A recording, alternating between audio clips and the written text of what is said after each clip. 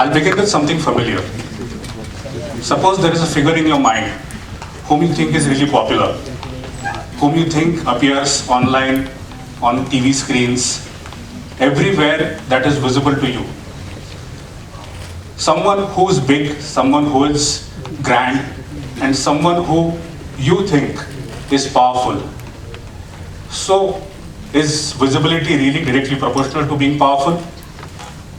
And do you really think visibility actually means control?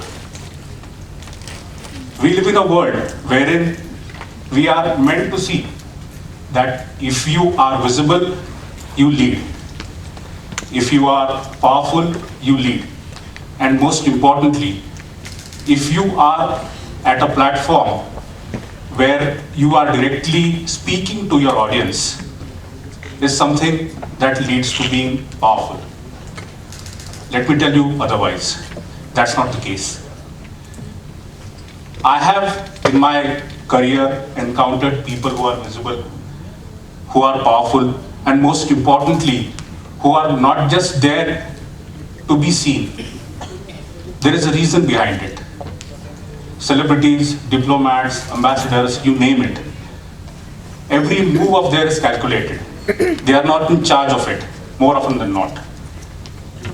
Every pause of theirs is criticized. Every action of theirs is evaluated.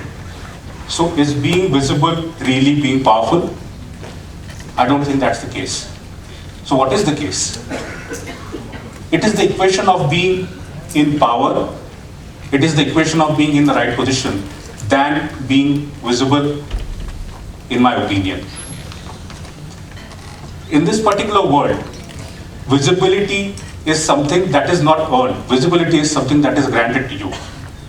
Visibility is something that is not part of our daily lives. Visibility is something that we crave for. But visibility has its own limit. Visibility has its own, let's just say, shelf value. So, in a world where success is directly proportional to visibility, position is everything. So how do you earn that position? You earn that position by the way of a knight, which is today's theme as well, the knight's path. What is a knight's path? On a chessboard, a knight is, I would say, a severely underrated piece. You have a rook who moves straightwards. You have a bishop who moves diagonally. You have a queen who moves the way she wants. But at the end of the day, on a chessboard, as is life, what matters is unpredictability, content, and context. And this is where the knight path comes into fore. You know how a knight moves. He moves unpredictably, 2.5 pieces, 2.5 spaces. And that's how we should move as well. What is position and what is power? It is all subjective. So, what is your competitive advantage? I believe your competitive advantage lies in the fact that you earn your position. You are in a position where you can dictate terms. And to be in that position is not necessarily to be visible. So what is visibility? Visibility is something that you decide for yourself, that you choose for yourself. It is a matter of choice.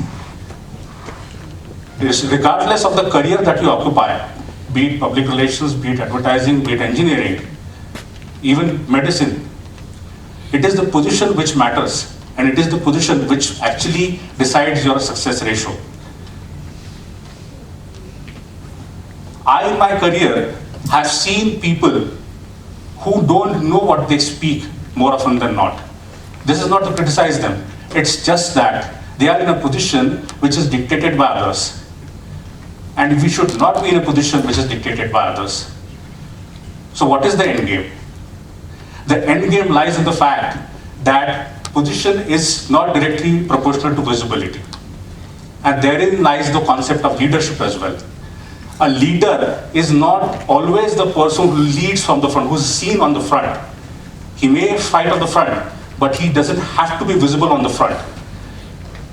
So literally as well as figuratively, a leader is someone who believes to be in the thick of the battles when it comes to pushing forward. But he is the leader truly in the sense when he decides to get to choose where the battle is, and most importantly, how the battle should be played. So the question still remains, who is more powerful? The one who is visible or the one who is in position? In my opinion, I would say the person who is in position that he or she has chosen for himself or herself is the most powerful. Irrespective of whether you are a celebrity or someone who doesn't occupy that space, it is the fact, it is the process of you getting to choose where you get. And that only happens when you take one step at a time. This is the knight's path. This may be slow, this may be invisible, but this is the decider path. What happens is, when you take the path which is more visible and rather which takes you to a position which is more visible, is someone that gets frozen with time. But a knight's path doesn't get, because it is something that evolves with you. It is something that you get to evolve. It is something that you get to choose. And it is something that you get to build in the process as well. So, when you are at a juncture, when you have to compete with people of your profession, with your peers, with your competitors, with someone who has more skills than you, with someone who has more experience than you, it is not the path that is more chosen, that is more visible, that is going to get you to a position of success. It is the path that you get to evolve and build on your own, which will be more beneficial for you. And that's the knight's path. That's the path which is more powerful.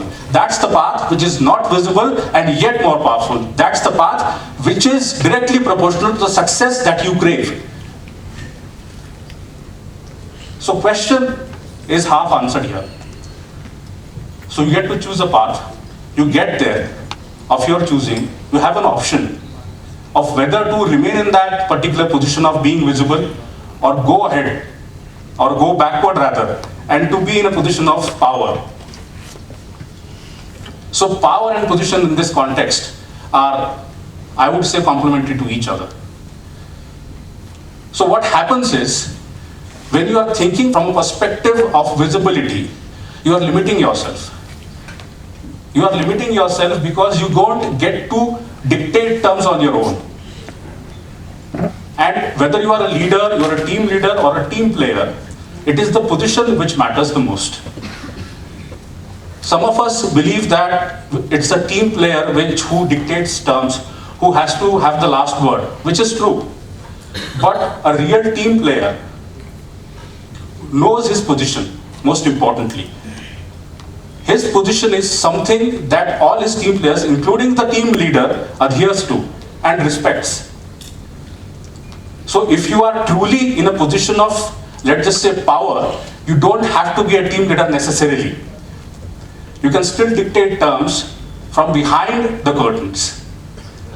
So even if the curtains are drawn at the end of the day, you'll still be as powerful as when the curtains were drawn.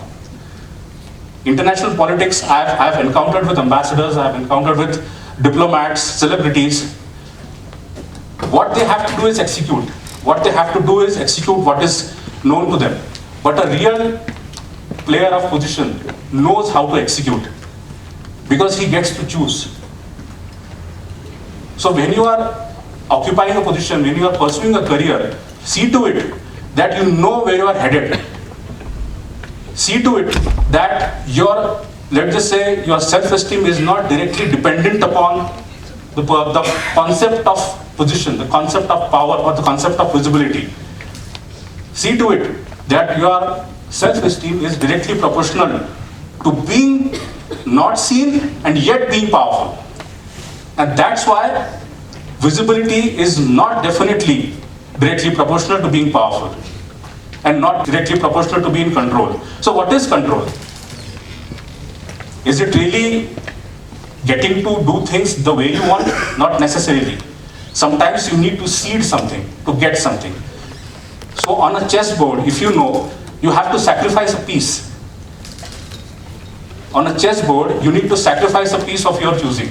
That's the position, that's a long game that you're playing. So visibility is short game, visibility is short term, visibility is something that won't get you far.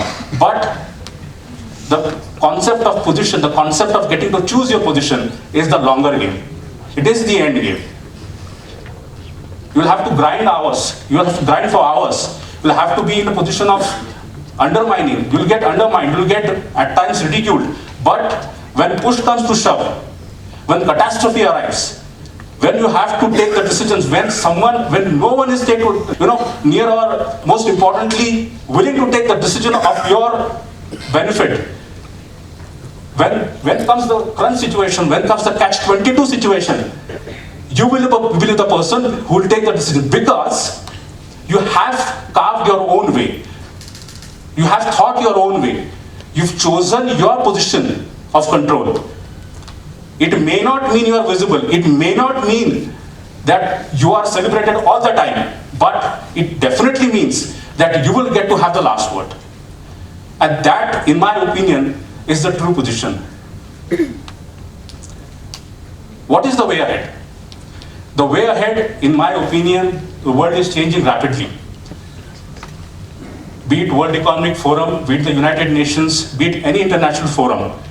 It is not the person who gets to have the last word which matters. It is the people who are behind him, who are inducing him to get the last word, who are influencing him to have the last word, are the most powerful people.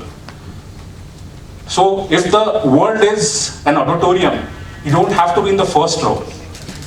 Stay hungry, stay foolish. It is the old age adage, but it's really applicable in every sector we operate in. When you have to move ahead, when you have to attain that position of control, not position of visibility, you have to be hungry, you have to be foolish. You need to learn how to play dumb. And that's how you become powerful. So as I said, the world is an auditorium. Don't be in the position of power. Don't be in a position of visibility in the front row. Be in a row of your choosing. Be in a row where you get to dictate terms. Be in a row where visibility is not directly proportional to control. And that's how success is attained. Thank you.